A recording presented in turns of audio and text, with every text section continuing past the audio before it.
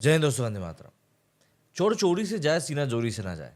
Pakistan cricket board के ऊपर ये कहावत इस समय एकदम सटीक बैठ रही है। रचिन रविंद्र वाला जो पूरा हादसा हुआ है, उसमें पाकिस्तान क्रिकेट बोर्ड के ही ऊपर उंगलियां उठ रही हैं कि उनकी फ्लडलाइट्स में कितनी ज़्यादा समस्याएं हैं। दोस्तों, पाकिस्तान क्रिकेट बोर्ड ने एक बार फिर से अपने स्टेडियम्स की चांदनी चौक लेवल की पूरी बेइज्जती करवा ली।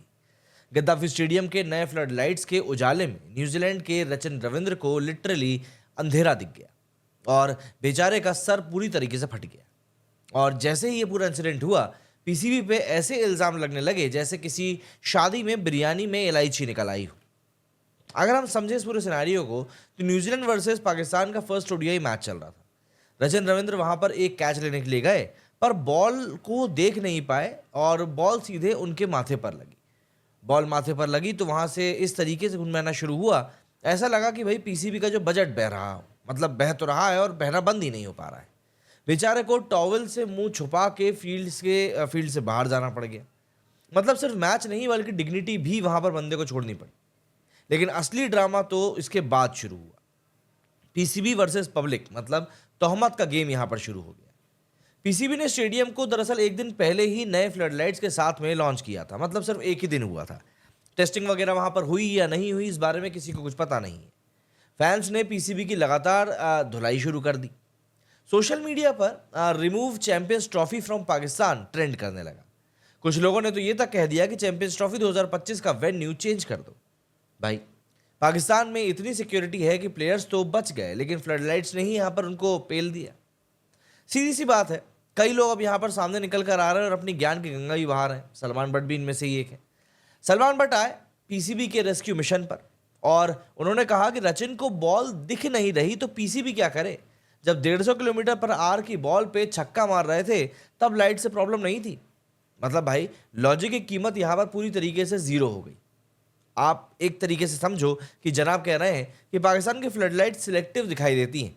सिक्सेस के टाइम पर सब कुछ परफेक्ट, लेकिन कैचेस के टाइम पर ब्लैकआउट। वाह बट साहब, मतलब आपको यहाँ पर मैं ना बेवकूफ़ी का नोबेल प्राइज देना चाहता हूँ, क्योंकि आपकी बेवकूफ़ी यहाँ पर छप्पर फाड़ के बाहर निकल रही है। दरअसल पाकिस्तान की मीडिया ने भी यहाँ पर पूरा का पूरा तंदूर बना के रख दिया। एक पाकिस्तान न्यूज़ एंकर ने बट साहब को पूरी तरह सपोर्ट किया। इन्होंने कहा कि भारत में भी फ्लडलाइट्स खराब थे। बाराबती स्टेडियम का 30 मिनट का ब्लैकआउट याद है। मतलब भाई, इधर बंदा सर फोड़कर बाहर जा रहा है और आपको कंपैरिजन की पड़ी है वही भारत से। वैसे भारत से पाकिस्तानियों का जो ऑब्सेशन है वो पूरी दुनिया जानती है, और ये लोग भारत से आगे इसलिए बढ़ भी नहीं पा रहे। पाकिस्तान का जर्नलिस्ट दूसरा बोलता है कि भाई बाराबती भी स्टैब्लिश स्टेडियम है, तो पीसीबी को क्यों ब्लेम किया जा रहा है। अरे भाई, बाराबती में लाइट्स बंद हुई थी, किसी को चोट नहीं लगी थी। कंपैरिजन करने से पहले कम से कम थोड़ी सी अकल भी लगा लें अगर, ये तो बेहतर रहेगा। वही तनवीर अहमद ने तो डायरेक्टली अटैक कर दिया। एक्स पाकिस्तानी क्रिकेटर तनवीर अहमद ने पीसीबी की बुरी तरह से पोल खोल डाली। इन्होंने कहा कि भाई, हमारे पास स्टेडियम मेंटेन करने के पैसे तक नहीं है। मतलब पीसीबी की कंडीशन वैसे ही है जैसे कि कॉलेज के गरीब स्टूडेंट्स की होती है। दोस्त चाय पिला दे यार, सैलरी नहीं आई। स्टेडियम की मेंटेनेंस भी स्टेट एसोसिएशंस के भरोसे ही है। पीसीबी ने अगर पैसे दिए होते तो शाहिद अफरीदी का कॉन्ट्रैक्ट भी बिना ईएमआई के ही एक्सटेंड हो गया होता। अब यहाँ पर एक बात और समझिए। शोएब मोहम्मद, जो कि हानिफ मोहम्मद के बेटे हैं, उन्होंने तो सीधे तौर पर ही कह दिया कि फ्लडलाइट्स ही गलत लगे हैं। उन्होंने बताया कि डेल मिचेल भी बॉल स्पॉट नहीं कर पा रहे थे और रचिन रविंद्र जिस जगह खड़े थे वहां पे सीधा लाइट ग्लेयर पड़ रहा था। मतलब कि स्टेडियम में लाइट्स का भी स्ट्रैटेजिक प्लेसमेंट नहीं किया गया था। बस रचिन के लिए बर्मुडा ट्रायंगल का जोन एक तरीके से यहाँ पर क्रिएट नहीं हुआ है, बल्कि यहाँ पर वाकई में फ्लडलाइट्स में कुछ ना कुछ दिक्कत है।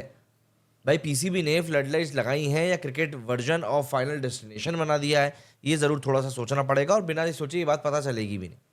तो ऐसे में फाइनली सवाल आ जाता है कि क्या पाकिस्तान में चैंपियंस ट्रॉफी होगी या नहीं। पीसीबी क्या कह रहा है इस पूरे मामले पर? पीसीबी ने कहा है कि भैया, यहाँ पर तो सब कुछ नॉर्मल है, बस लोग अननेसेसरीली यहाँ पर पैनिक कर रहे हैं। फैंस कह रहे हैं कि ये सब नॉर्मल है। स्टेडियम में फ्लडलाइट से हेडशॉट मिल रहा है, जो कि लोगों को पबजी में पसंद है लेकिन क्रिकेट में नहीं। आईसीसी भी सोच रहा है इस समय पर कि भाई, आखिर हमने कहाँ से कहाँ चैंपियंस ट्रॉफी का ठेका इनको दे दिया। अगर ऐसे ही स्टेडियम मैनेजमेंट चलता रहा तो चैंपियंस ट्रॉफी 2025 में प्लेयर्स हेलमेट्स के साथ राइट शील्ड भी पहनकर खेलते हुए दिखाई देंगे। वैसे फ्लडलाइट्स होने चाहिए थे स्टेडियम के लिए, पर बन गए रचिन के लिए फाइनल बॉस। सलमान बट का भी लॉजिक नासा को भी शॉक कर रहा है। पाकिस्तानी मीडिया का डैमेज कंट्रोल मोड ऑलरेडी तैयार है और ये और भी ज़्यादा डैमेज करने का काम कर रहा है। और पीसीबी वो तो बस बेचारा कुछ बोल ही नहीं पा रहा है क्योंकि स्टेडियम मेंटेन करने के पैसे हैं नहीं, बन गया टाइम पे वो भी ऑलमोस्ट, मैं कहूँगा पूरा भी नहीं, वही बहुत बड़ी बात है। तो दोस्तों आप ही बताओ कि क्या पीसीबी को चैंपियंस ट्रॉफी होस्ट करने की इजाज़त अभी भी दी जानी चाहिए या फिर आईसीसी एक बार फिर से लॉजिकल थिंकिंग का यूज़ कर सकता है? कमेंट्स में ज़रूर बताइएगा कि आपके क्या ओपिनियन है इस बारे में। और अगर आपको ये वीडियो पसंद आया है तो लाइक ज़रूर कीजिएगा, शेयर ज़रूर कीजिएगा और जल्दी ही मिलते हैं एक नए वीडियो में। मेरे इस वीडियो फिलहाल इतना ही। जय हिंद, जय भारत।